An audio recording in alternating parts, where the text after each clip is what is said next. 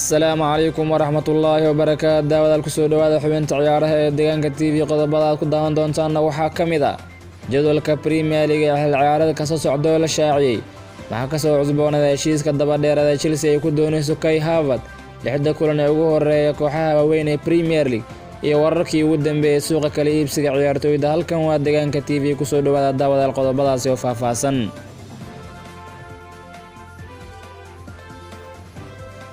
waxaa la soo gaaray maalintii ay sugayeen isla markaana ay ku hayeen dhammaan jamaahiirta kala duwan ee horyaalka Premier League oo ay ahayd maalinta la shaacinayay jadwalka 38 ee wareegga xilli ciyaareedka ee 2020-2021.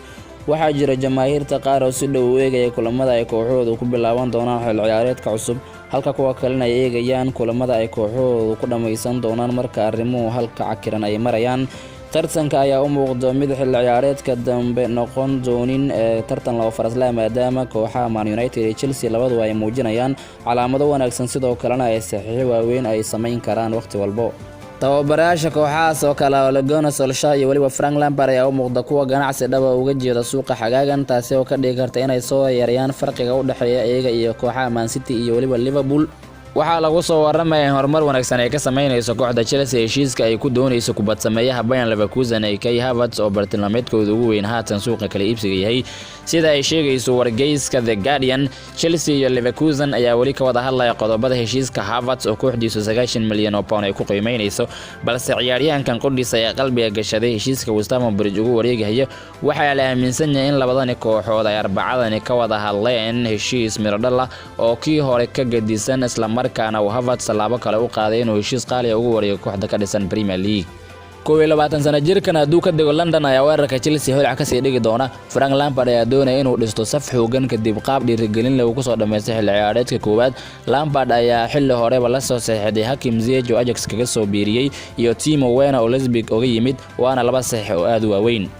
Havertz oo ay doonayeen kooxo badan oo waaweyn oo Yurub balse kooxda ku kaliyeystay saxiixiisa ayaa kooxda Chelsea. Blues ayaa raba inay gunooyin lacago shuruudaha ku xiran ay kala heshiiyaan Bayern Leverkusen si ay rabitaankooda 90 milyan u gaaraan. Havertz ayaa xilli ciyaareedka aanu soo dhaafnay 45 kulan u saftay kooxda Bayern Leverkusen halka 18 gool uu soo dhaliyay. isku aadka Premier League ee la soo saaray arag kulamada ugu horeeya kooxda aad taageerto daawade. kooxda Liverpool ayaa wajihi doonta Leeds United, Chelsea, Arsenal, Villa iyo waliba Everton halka Arsenalna ay wajihi doonto lixda kulan ee ugu horeeya kooxaha kala Fulham, West Ham, Liverpool, Sheffield, Man City, Leicester iyo waliba Man United. Manchester United ayaa wajihi doonta kooxaha kala Burnley, Crystal Palace, Brighton, Tottenham, Newcastle iyo waliba Chelsea. waxaan halkan daawada idinku soo gudbin doonaa wararkii ugu dambeeyay suuqa kala iibsiga ciyaartoyda. tababaraha Tottenham Jose Mourinho ayaa doonaya inuu garabka weerar ee Real Madrid Gareth Bale oo 31 sano jir ah dib ugu soo celiyo kooxda Tottenham oo ka dhisan dalkaas Ingiriiska ee Premier League. Paris Saint-Germain kabtanka daafaca dhexe ee Thiago Silva isla markaana doonaya inuu ka tago kooxdaasi kadib Champions League finalka ay ciyaari doonaan ayaa saxiixiisa loo soo bandhigay. Chelsea ayaa u soo bandhigtay in heshiiska shakhsiga ay isku raacaan kooxda Man United iyo Jadon Sancho ayaa ahaa caqabada hortaagan in Jadon Sancho uu ku biiro kooxda Man United ama The Red Devils. Arsenal ayaa qarka u saaran saxiix 22 sano jirka daafaca dhexe ee Lily Gabriel Gaana ayaa kalsooni ku qaba in heshiiskan 27 milyan oo pound toddobaadkan ay ku dhawaaqi doonaan. kooxda Manchester United ayaa suurtagal tahay in goolhayaheeda Sergio Romero isla markaas ay u soo bandhigi doonto Aston Villa heshiis ay ku doonayaan kabtankooda Grealish. Leeds United ayaa dalabkii saddexaad oo la aaminsan yahay inuu 25 milyan oo pound uu yahay ay ka gudbisay daafaca dhexe ee Brighton Ben White. Wolves ayaa la rajeynaya inay dhageysan doonto dalabka waaweyn ee uga imaanaya garabkeeda weerar ee Adama Traore walow heshiiska ciyaaryahankan ee 3 sano ay ka harsan yihiin. Chelsea iyo waliba Atletico Madrid ayaa xiiseynaya saxiixa 26 sano jirka Juventus iyo xulka Talyaaniga ee Federico Bernardeschi. 24 sano jirka qadka dhexe ee Man United Andres Pereira ayaa bartilmaameed u ah kooxaha kala Benfica iyo waliba Valencia. kooxda Manchester United ayaa mar kale xiiseynaysa daafaca bidix ee Juventus Alexandro oo 29 jir ah.